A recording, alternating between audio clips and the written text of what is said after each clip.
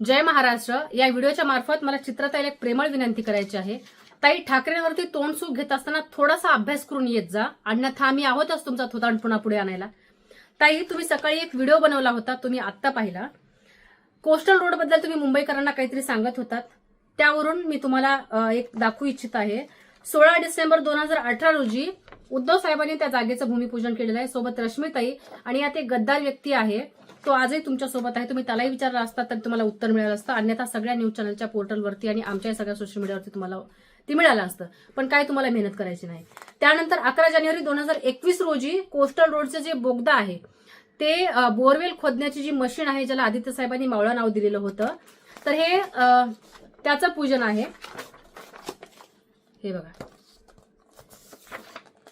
त्याच्या अगोदरही 2019 मध्ये उद्धव साहेबांनी हे सगळं तुम्हाला सोशल मीडियावरती किंवा सगळ्या युट्यूबला वगैरे तुम्ही टाकलं तर तुम्हाला मिळून जाईल.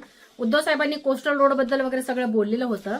त्यानंतर उद्धव साहेब मुख्यमंत्री असताना 10 जानेवारी 2022 रोजी उद्धव साहेबांनी टनल बद्दलची माहिती दिलेली होती.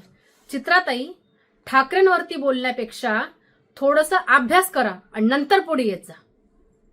तुर्तास इतकंच. जय महाराष्ट्र.